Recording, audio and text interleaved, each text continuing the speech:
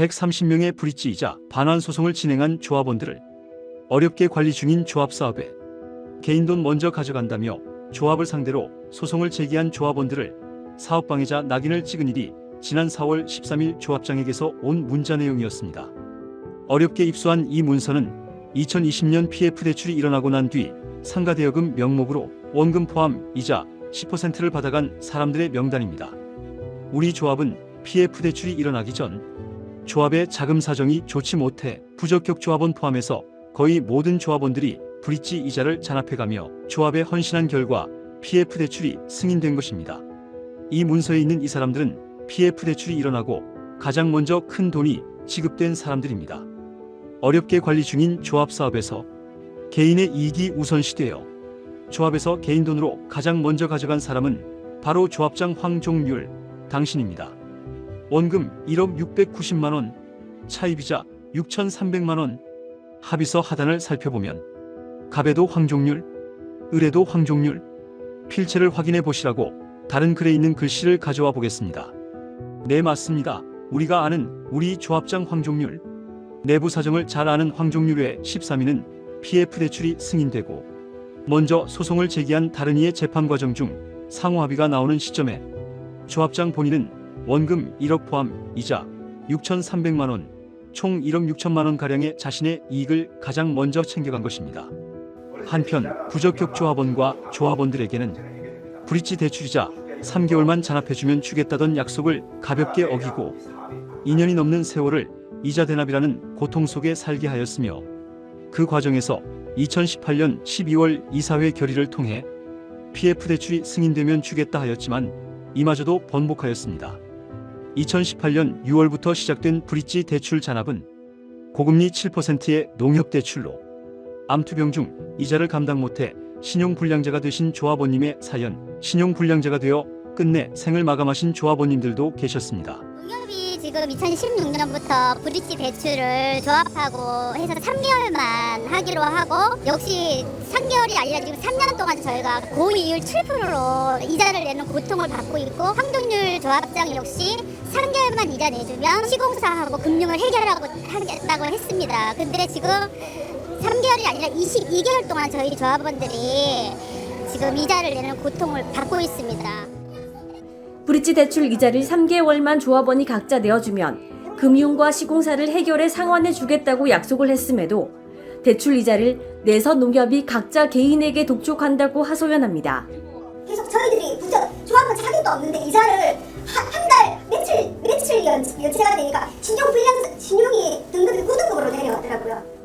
2015년 5월부터 시작해 총 3천여 명의 조합원을 모집하는 과정에서 조합원이 자살하고 이런 상황 중 2020년 12월 24일 PF 대출이 일어났지만 브릿지 대출 이자 지급에 대한 내용은 조합 청산 시점으로 또다시 번복됩니다. 조합장 자신은 PF 대출이 일어나자마자 1번으로 이자 6,300만 원에 원금 1억까지 모두 가져갔는데 브릿지 대출 이자 지급에 질문하는 조합원에게 허구해서 안 된다 했다. 사업동의 의결권자들이 있어 조합 자체만으로 정산 결정을 하지 못한다고 하였지만 조합장은 그 어렵다는 PF 자금에서 본인 돈은 뚝 챙긴 겁니다. 또한 잔압이자를 지급해달라는 조합원 말에는 잔압이자 당장 받고 싶다면 김상종 씨랑 소송 들어오셔서 승소하셔야 됩니다. 만약 패소하게 되면 지급 대상에서 제외되고 소송비 날리고 손배소 피고 대상자도 될 수 있습니다. 참고하세요. 라며 준다고 약속한 잔압이자 달라고 하는데 소송에서 받아가든가 패소하면 넌 나에게 손해배상 소송감이야 라고 협박하는 조합 이준근 이사의 모습에서 조합 임원진의 자격과 역량이 없음을 명백하게 알 수 있었습니다. 브릿지 이자 소송은 2020년 11월 25일 부당이득금으로 첫 승소 판정이 있었습니다. 현 조합장의 논리라면 브릿지 잔압하신 분들도 PF 자금에서 주었어야 하는 것입니다. 그런데 조합장은 그냥 종이 한 장 쓰면 PF 자금에서 원금 1억을 포함하여 아무 손실 없이 6,300만 원의 이자까지 챙겨가는데 조합원은 소송에서 받아가라 하는 조합 임원들입니다. 조합에서 준다고 약속한 본인이 낸 이자 달라고 하는 사람을 사업방해자라 낙인 찍고 정작 조합장 자신은 개인의 이익이 우선시되어 조합에서 개인 돈을 가장 먼저 가져간 사람이 된 것이 현재의 조합장입니다. 상가 대여금 소송은 2015년 황창현 전 조합장 시절 상가 분양을 하신 분에게 연 24%의 이율로 정한 상가 차임 약정서를 작성하여 계약하고 황창현 개인 계좌로 돈을 받은 사건입니다. 이후 2018년 현 황종률 조합장이 들어서고 아파트 전체 설계를 바꾸면서 당시 계약했던 상가가 지금의 상가 모양과 달라 이를 분양받지 못하면서 소송까지 가게 된 사건입니다. 의문사항 첫 번째, 과연 황종률은 황창현에게 진짜 돈을 주었을까? 판결문에서 보면 상가 계약자들은 황창현 개인 계좌로 돈을 주었다라고 되어 있습니다. 황종률은 소송을 진행하지 않았습니다. 우리는 황종률이 우리 PF 자금에서 돈을 가져간 것은 이제서야 알았지만 그가 상가를 계약한 사실도 그가 돈을 입금했다는 내용도 모릅니다. 그가 조합 내 조합장이란 위치에서 상호합의서 한 장쯤을 슬쩍 넣는 건 어렵지 않다 봅니다. 조합장은 본인이 입금했다고 하는 2015년 12월 19일 계좌 이체 내역은 물론 황창현과 계약한 상가 차입 계약서를 반드시 공개해야 하며 입증을 하지 못할 시 배임과 횡령으로 처벌을 받게 될 것입니다. 의문사항 두 번째, 설계 변경을 가장 먼저 알았는데 조치를 뒤늦게 한 이유는 무엇일까? 2018년 조합장으로 올라간 뒤 설계 변경을 통해 본인이 분양받으려 한 상가를 본인이 스스로 못 받는 상황을 만들었습니다. 그렇다는 것은 설계 변경이 된 뒤 누구보다 가장 먼저 알았을 겁니다. 내 상가가 지어질 수 없다는 것을 말이죠. 그런 그가 PF 대출이 일어난 뒤 다른 이의 소송 중에 협의 판결이 나올 것 같으니 가장 먼저 합의서를 작성하고 일본으로 돈을 가져간 것입니다. 지켜보다가 법원의 화해권고 결정에서 최고 이율이었던 이자 24%가 나왔다면 더 많은 돈을 가져가려 한 것이 아닐까 생각되며 진정 그가 조합을 생각했다면 설계 변경이 되고 가장 먼저 상가 약정자들의 차입금 반환을 우선적으로 해결하여 눈덩이처럼 불어날 지연이자가 발생하지 않게 했어야 합니다. 이 사실을 인지하고도 소송으로 시간을 끌었다면 이것은 배임에 해당될 수 있습니다. 그러나 그는 조합에 손실을 끼치면서 자신의 이익을 찾는 행위를 했습니다. 법적 책임. 조합원은 소송에서 받아가라면서 조합장은 그냥 종이 한 장으로 원금 1억 포함 이자까지 총 1억 6천만 원을 챙겨갔습니다. 지금도 소송을 진행 중인 다른 상가 분양자나 부적격자, 제명자 등 모든 이들에게는 소송을 통해 받아갈 수 있으면 받아가 보라. 심지어는 줄 수 없다고 말하며 조합 패소가 확정적인 소송도 항소를 거듭하며 지연이자를 오늘도 불려 조합 채무를 가중시키고 있습니다. 여러분, 이 상황은 단순히 도덕적인 문제가 아닙니다. 이것은 명백히 법적으로 문제가 될 수 있습니다.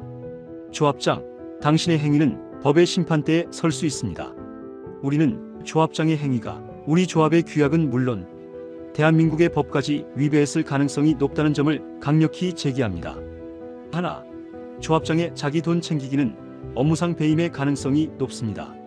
조합장은 조합원 모두의 이익을 대변하고 조합의 재산을 성실하게 관리해야 할 의무가 있습니다. 이것은 선량한 관리자의 주의 의무라고 합니다. 하지만 황종률 조합장은 이 의무를 명백히 위반한 것으로 보입니다. 공정성 파괴. 조합원들이 피눈물 흘리며 이자를 잔압하고 심지어 극단적인 선택까지 하던 어려운 시기였습니다. PF 대출이 발생했음에도 조합원들에게는 청산 시점에 주겠다며 약속을 번복했습니다. 이런 상황에서 조합장 자신이 개인적인 합의약정서 한 장으로 1억 6천만 원이라는 거액을 가장 먼저, 그것도 이자까지 포함해 받아간 것은 조합원들 간의 형평성을 처참하게 짓밟은 행위입니다. 조합의 손해. 조합장이 개인적인 이득을 취함으로써 그만큼 조합의 자금이 감소했습니다. 이는 조합에 명백한 재산상 손해를 입힌 것입니다. 다른 조합원들이 받아야 할 돈을 조합장이 먼저 가져간 꼴이 된 것입니다. 조합장의 임무 위배. 조합장은 조합의 재산을 지키고 조합원 전체의 이익을 최우선해야 합니다. 자신의 개인적인 이득을 위해 조합의 자금을 부당하게 유출했다면 조합장의 임무를 정면으로 위배한 것입니다. 이러한 행위는 형법상 업무상 배임죄에 해당할 가능성이 높습니다. 2. 조합 정관 위반. 조합원의 권익을 보호하지 않았습니다. 우리 유라이엘 주택조합의 조합규약 제2조는 명확히 선언하고 있습니다. 조합원의 권익을 보호하고 사업 추진이 원활히 이루어지도록 함으로써 조합원 주거생활의 안정을 도모함. 조합장이 자신의 이익을 우선시하여 조합원들의 고통을 외면하고 돈을 챙긴 행위는 정관에 명시된 조합의 목적을 정면으로 위배한 것입니다. 또한 제17조 임원의 직무에 따라 조합장이 조합을 대표하여 성실하게 사무를 처리해야 할 의무를 다하지 못했다고 볼 수 있습니다. 이러한 중대한 정관 위반은 조합원 총회를 통해 조합장 해임을 추진할 수 있는 강력한 근거가 됩니다. 결론, 우리는 진실을 밝히고 책임을 물을 것입니다. 황종률 조합장은 브릿지이자 잔압으로 고통받던 조합원들의 아픔을 외면하고 자신의 이익을 가장 먼저 챙겼습니다. 이는 단순히 도덕적인 비난을 넘어 법적 책임을 져야 할 심각한 문제입니다. 우리는 묻습니다. 조합장은 PF 자금에서 1억 6천만 원을 챙겨가는 합의서를 작성할 때 다른 조합원들의 잔압 이자 상환은 왜 청산 시점으로 미뤘습니까? 소송에서 받아가든가 패소하면 손해배상 당할 수 있다며 조합원들을 협박한 것은 누구의 지시였습니까? 실제 황창현에게 돈을 이체하긴 한 것입니까? 현 조합장의 논리라면 브릿지 대출이자 소송자들도 PF 자금에서 주었어야 하는 것입니다. 조합장으로서 개인의 이익을 위해 조합에 손해를 끼친 행위에 대해 어떻게 책임질 생각인가요? 조합원 여러분, 더 이상 침묵하지 맙시다. 신용불량자가 되고 심지어 세상을 떠난 조합원들의 피눈물은 결코 헛되지 않아야 합니다. 우리는 황종률 조합장에게 법적 도의적 책임을 강력히 물을 것입니다. 진실을 밝히고 정의를 바로 세우기 위해 지금 당장 행동에 나섭시다. 조합장 해임 총회가 곧 개최됩니다. 조합원 여러분, 현실을 외면하지 마시고 공정한 조합을 만듭시다.